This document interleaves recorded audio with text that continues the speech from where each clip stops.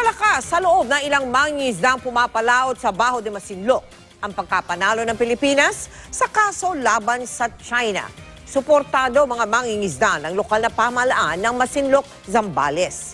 Pero ginigiit nila na maiging hintayin muna ang magiging hakbang ng Administrasyong Duterte para matiyak na hindi sila mapapahamak. Nakatutuklay si Cesar Apolinario. San?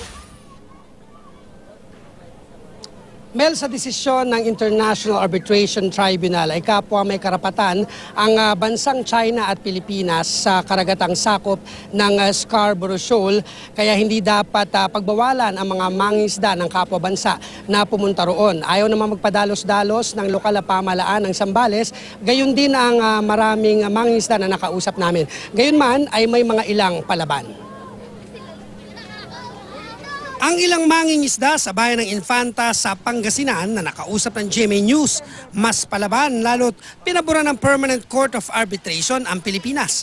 At malinaw raw na legal ang pangingisda nila sa Scarborough Shoal o kilala sa Pilipinas na Baho de Masinloc. Bagaman walang mangingisda sa grupo nila ang makikipagsapalaran ngayon sa lugar dahil masama pa rin ang panahon doon, tiniyak nilang umayos lang ang panahon ay babalik sila sa lugar. Kaho, pumunta kayo ngayon at hinarang kayo. Anong gusto niyo sabihin sa mga Chinese doon? Ay, hindi kami aalis. Ipaglaban din natin Siyempre sa atin na yun At saka, pero dapat sa maayos. Oo, sa maayos na paraan. Anuin kami ng hindi maganda, lalaban din kami kasi marami kami. Kayo po ba nakakapalaot kayo sa Scarborough? Opo. Ano po, kamusta ngayon? Pwede ba ngayon? Pag ganito po panahon ng tag-ulan, wala pong nakakapunta. Kung nandun pa yung Chinese Coast Guard, nakakalapit pa ba tayo, sir? Nakakalapit sa pero nakaw-nakaw lang. Sa katatapos sa pulong ng lokal na pamahalaan ng Masinloc at ilang leader ng mangingisda, pinag-usapan ang pwedeng mangyaring masama kung magpupumilit ang ilang mangingisdang pumalaot sa Baho de Masinloc. Dumalo sa pulong ang leader ng mga mangingisda, opisyal ng munisipalidad ng Masinloc, Bantay Dagat at kinatawan ng Fisheries and Aquatic Resources Management Council.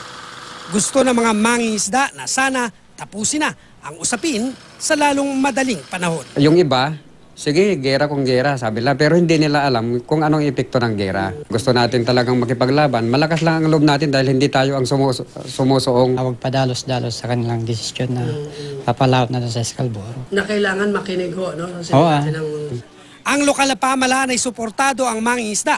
Pero ipaubaya raw kay Presidente Rodrigo Duterte ang desisyon lalo't pabor silang idaan sa diplomasya ang pakikitungo sa China. Test muna at saka hintayin natin yung desisyon ng national din natin.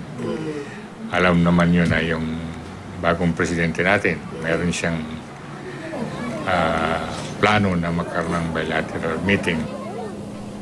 Alam mo, Mel, sa pag-iikot natin kanina, medyo kakaunti lang naman yung mga mangingisda na sinasabi natin na kumbaga palaban at hindi matatakot na pumunta dyan sa Scarborough Shoal kahit na may mga Chinese Coast Guard na nariyan at ang bilang na yung nakaunti na yan ay madadagdagan kung aayos na ang panahon. Pero ang sinasabi naman ng mga mangingisdang nakausap natin, tuwing darating yung month of March hanggang June o first week ng June, yan daw yung summer, kaya maraming mga isda dyan sa Scarborough Shoal. Yan daw yung dapat antabayanan dahil yan yung mga panahon na maraming mangingisda ang pupunta dyan sa Baho de Masinloc. Mel?